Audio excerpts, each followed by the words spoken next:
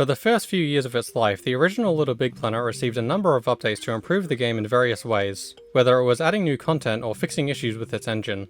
But what's not as well known is how the pre-made levels included on the disc also received changes from what was originally published. So today, we're going to be looking at all of the differences included in these levels from what was initially released, up to their newest versions from the latest update of the game, as well as how they continue to evolve into the era of the later games, and even LBP Hub.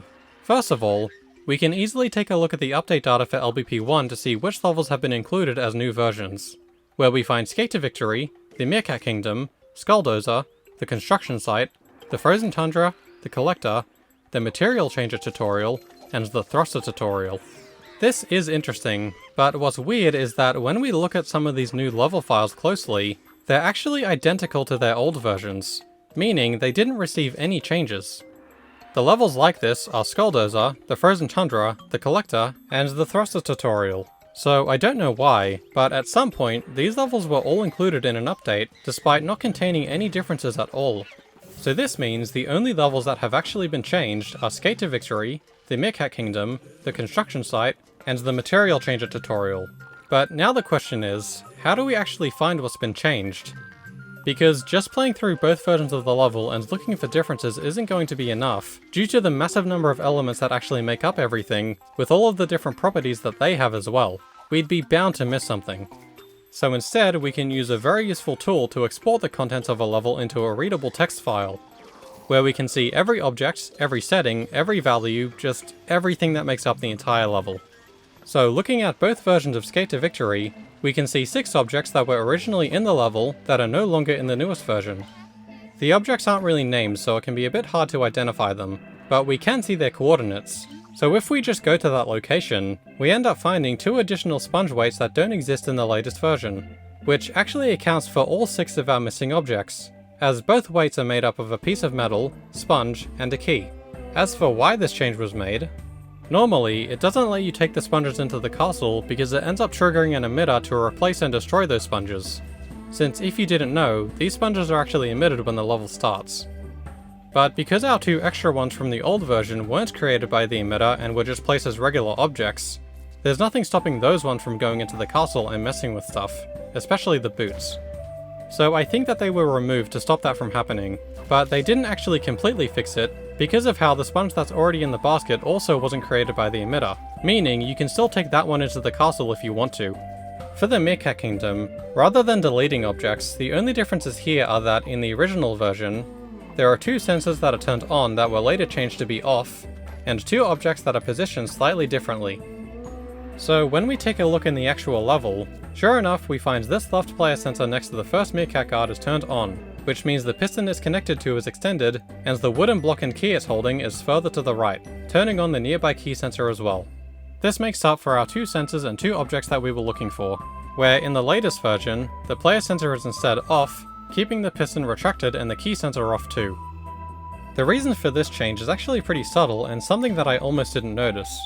Because in the initial version of the level, as soon as it starts, that player sensor ends up getting turned off anyway, but we can find why it changed by taking a look at what that key sensor is attached to. It's the Meerkat's magic mouth, so if we load the original version of the level, there should actually be a dialog box appearing for a moment whenever it starts. And there is!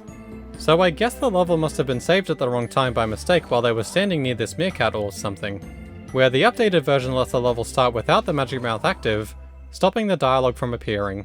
And you can even verify this yourself by looking at footage of this level from 2008, where the bug is clearly present, compared to newer footage where it's gone. The construction site is a bit of a weird one because, despite both versions of the level not matching, when we compare the exported text file, they're actually identical. So something other than the actual contents of the level must have changed, which is not something that I'm able to find myself.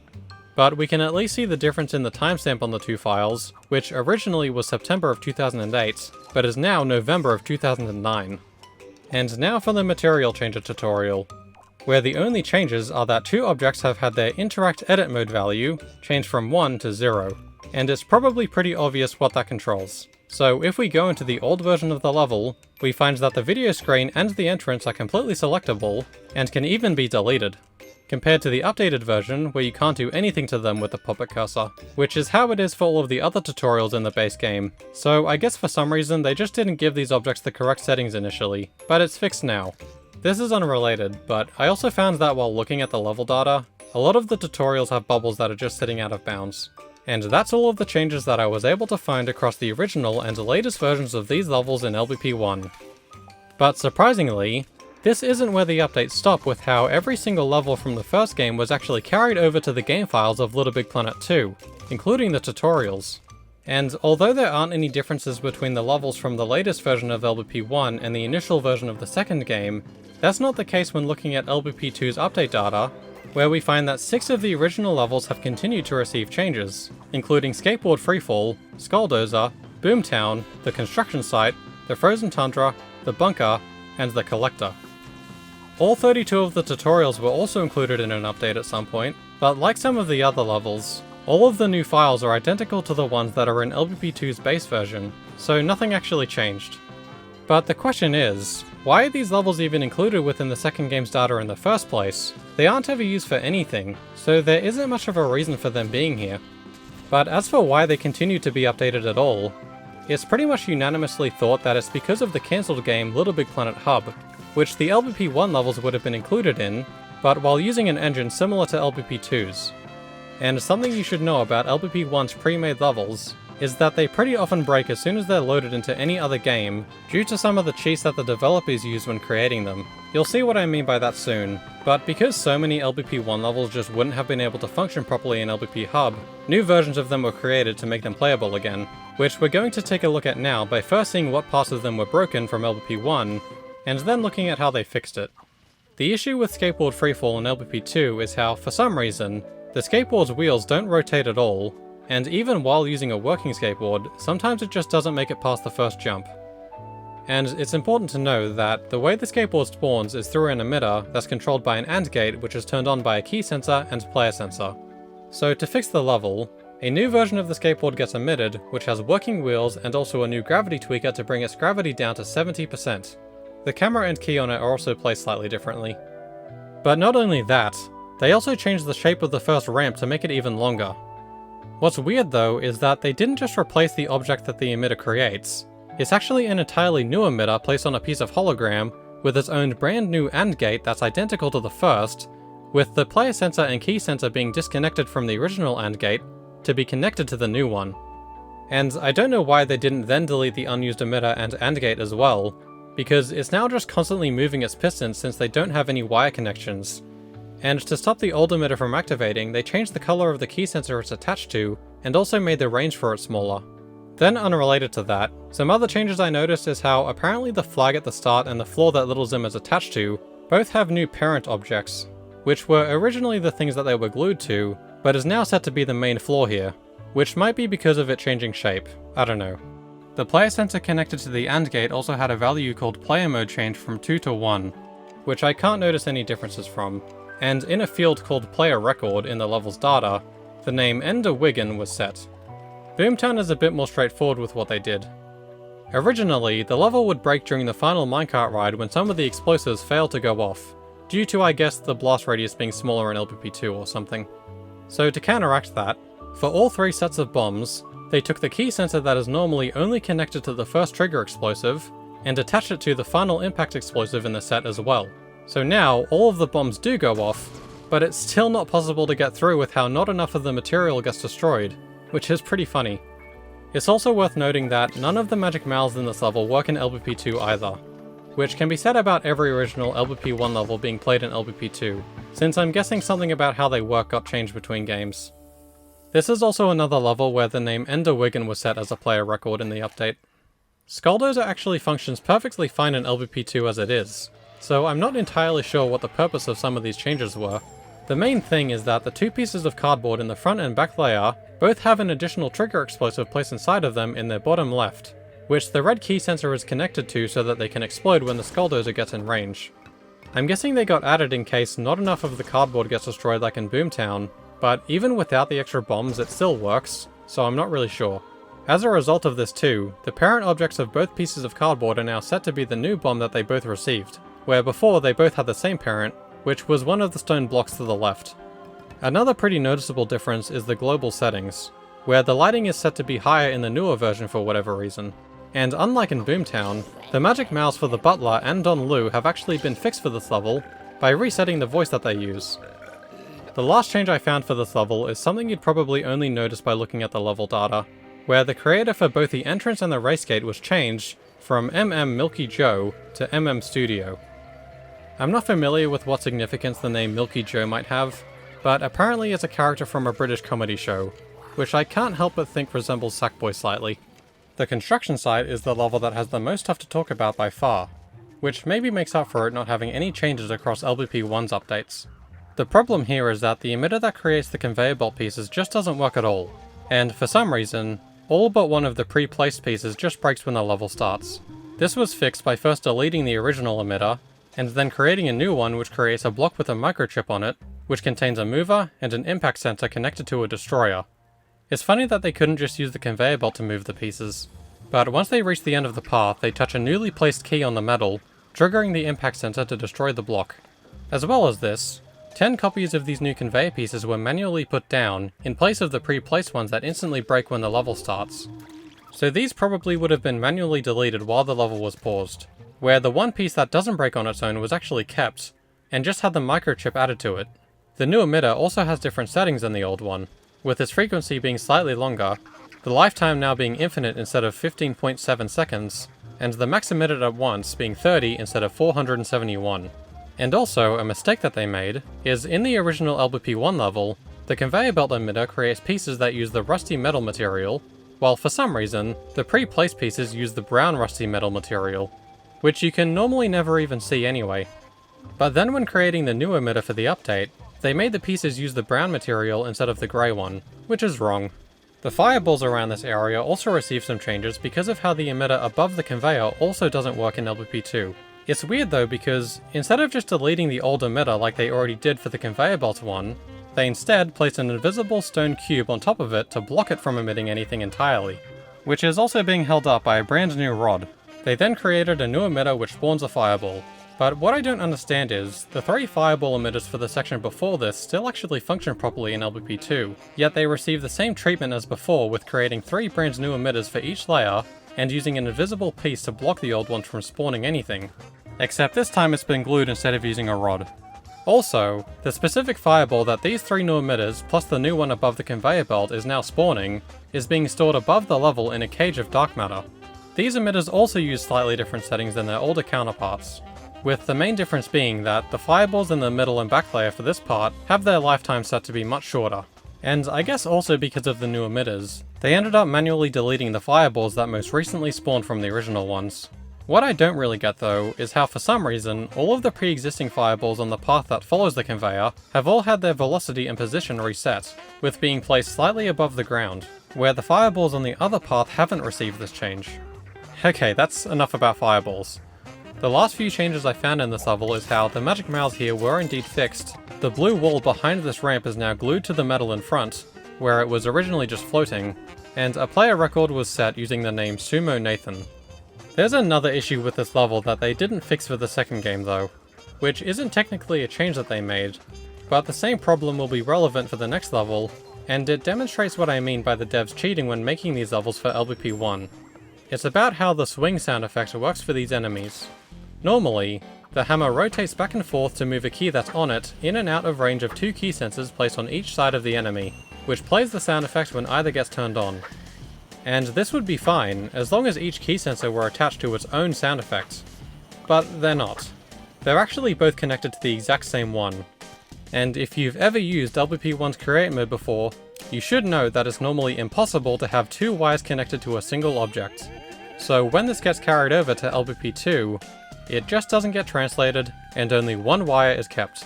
So for these enemies, they only play their swing sound effect half of the time, since only one of the key sensors is still attached to it. So I'm not sure if they just didn't notice when updating the level, or just didn't care. Either way, we can now finally get out of here and take a look at the wilderness levels. The problem with the frozen tundra is that the rockets that get emitted have their thrusters turned off, and the top rocket launcher doesn't even work at all.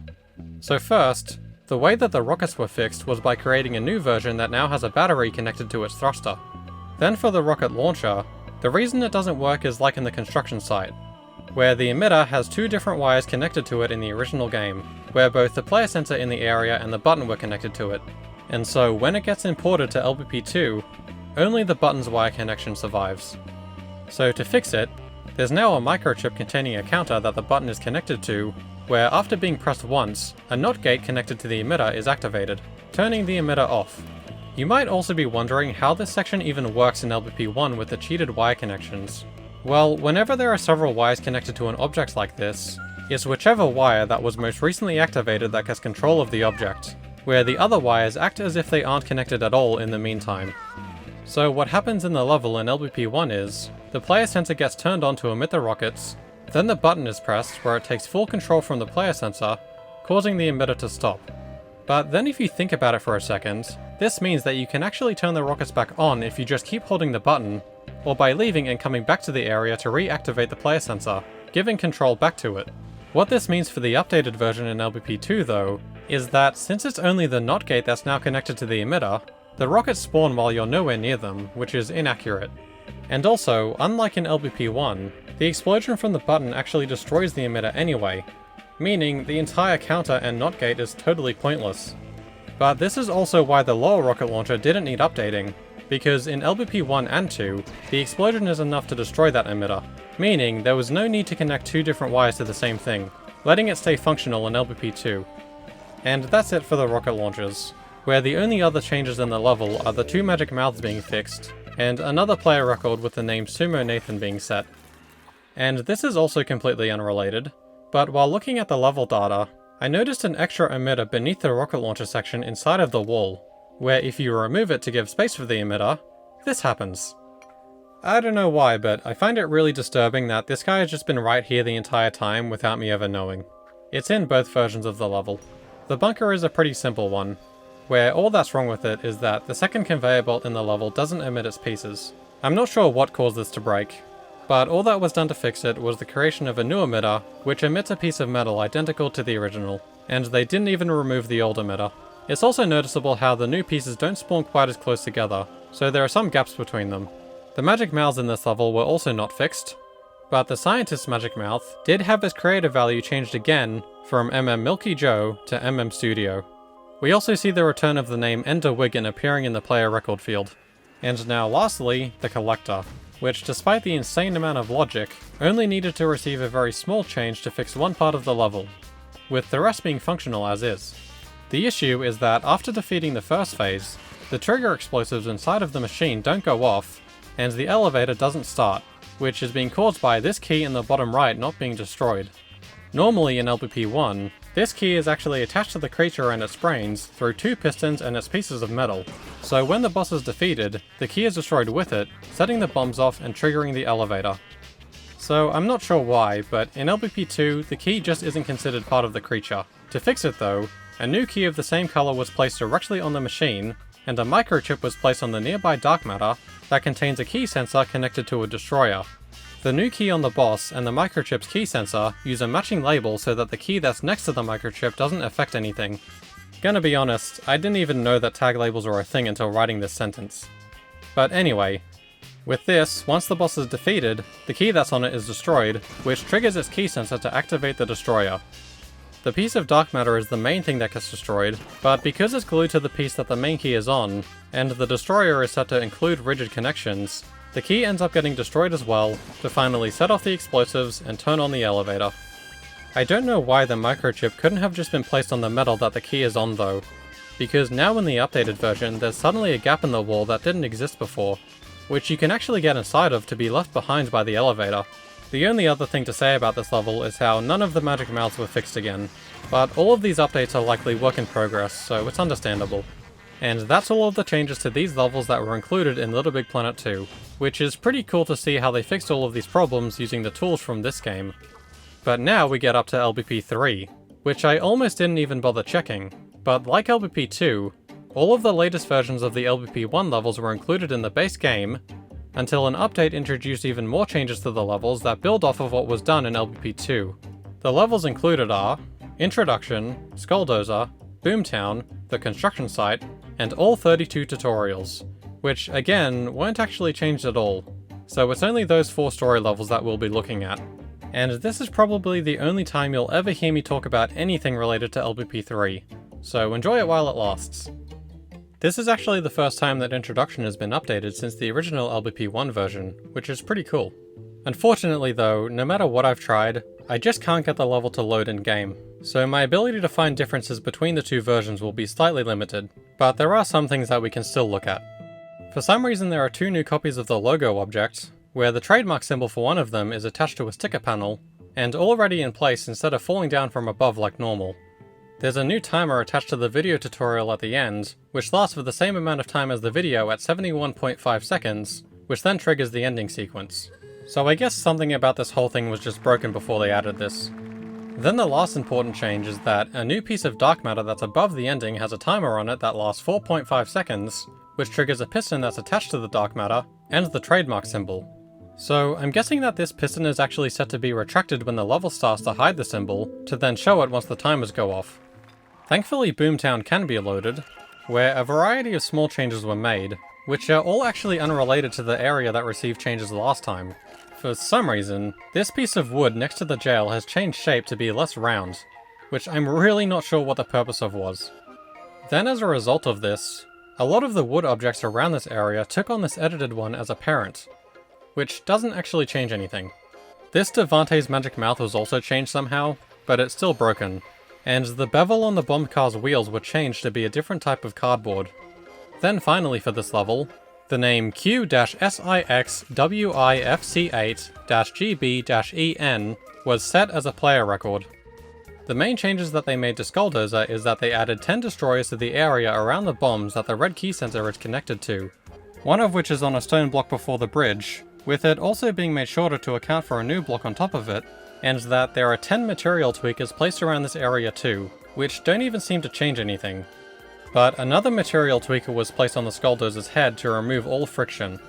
There's also a new gravity tweaker that's been placed here. Also, for some reason the shape of the floor under the finish line was redefined to be shorter, where a new block was placed to fill the space. And since the finish line's parent wasn't reset, this means that it's no longer glued down.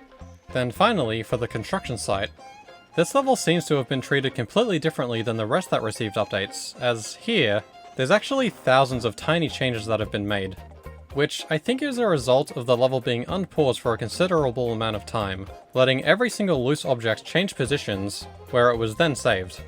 For example, all 3 enemies have moved, Zedu's arm is positioned differently, all of the conveyor belt pieces are new, and all of the previously existing fireballs have either moved, been destroyed, or are completely new ones. This makes it pretty hard to sort through all of the differences between the 2 versions, so I might have missed some, but here's what I did find. A new version of the conveyor belt piece was created, which now includes a NOT gate connected to a rotator set to 0 on its microchip. This new piece is now being stored in the air surrounded by light matter, with all of the emitted pieces being copies of it. The key that activates the destroyer on the microchip has now been moved from the metal at the end of the conveyor onto a sticker panel that's placed inside of it. And lastly, the old fireball emitter for the conveyor belt was finally deleted, but the invisible shape that was blocking it was not removed. So it's just there for no reason now. Also, the hammer sound effect on the enemies still wasn't fixed. Lastly, we'll take a quick look at LittleBigPlanet Hub, since the data for it is actually public now, and unsurprisingly, there isn't a whole lot there. The only LBP 1 levels that are included are the Gardens levels, excluding Introduction, and all of the tutorials are here too. But all of their versions actually match with what was used in the latest update of LittleBigPlanet 2, which is all there really is to say about this game. And that was how all of the original LittleBigPlanet levels have been updated over time. I probably explained a lot of things that I didn't really need to, but I just wanted to show as much as I could, as this was pretty hard to all go through. The way this actually started was that I was looking at some of the LBP 1 levels in LBP 2, only to find all of this logic that shouldn't have been there, even though it was an LBP 1 level backup that I imported, which was really confusing. But it turns out that if you happen to import a level whose ID matches one that's already in the game files, it'll import that level instead of the backup, which is super weird. So I was actually importing the LBP 2 version of the level without realizing. But anyway, I think it's really cool taking these levels that have been played so much and seeing what they originally were, and what they could have become had things been different.